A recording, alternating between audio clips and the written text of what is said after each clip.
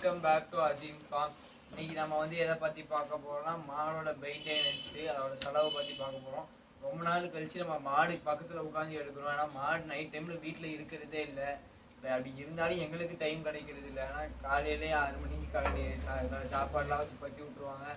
சாயந்தரம் தான் வரும். ஒரு சில டைம் சாயந்தரமும் வராது, மேய போயிடும், அப்படியே எங்கேயாச்சும் போயிடும். திரும்ப மறுநாள் காலையில் தான் வரும். இப்போ வாங்க நம்ம வந்து அப்படியே வீடியோக்குள்ளே போகலாம்.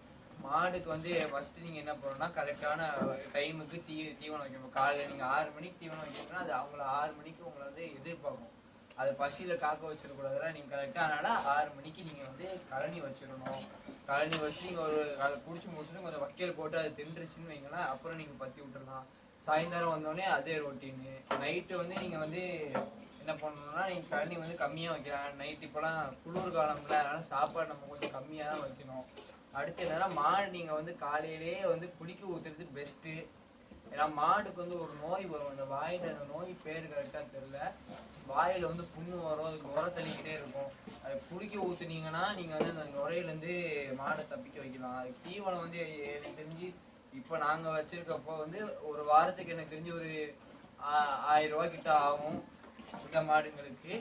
இதே வந்து இந்த நாட்டு மாடுங்களுக்கெல்லாம் கொஞ்சம் அதிகமாகவே ஆகும். அதே மாதிரி இந்த காங்கேயம் காங்கிரீஜ் அந்த மாதிரி மாடுங்களுக்குலாம் இருக்குல்ல, அதுக்கு எனக்கு தெரிஞ்சு ஒரு 5000 ரூபா ஆயிரும்னு நினைக்கிறேன். அது கரெக்டாக தெரில, வளர்த்தா வந்து நம்மளுக்கு வந்து தெரியும். அடுத்து நம்ம என்னதுன்னா மாடுக்கு வந்து இந்த வாரத்துக்கு ஒரு தடவை சோடா உப்பு கொடுக்கலாம். சோடா உப்பு வந்து என்ன பண்ணணும்னா வயிறை நல்லா அப்படியே க்ளீன் பண்ணிடும். மாடுக்கு எல்லாமே அப்படியே சாணியோட எல்லாமே வந்துடும். அதனால் சோடா உப்பு வந்து நம்ம வந்து கொடுக்கறது வந்து நல்லது. அதுக்கப்புறம் மாடு தீவனத்தில் நம்ம என்னெல்லாம் ஆட் பண்ணணும்னா கடலை புண்ணாக்கு, இதுக்கு முன்னாடியே நாங்கள் வீடியோ போட்டிருப்போம்.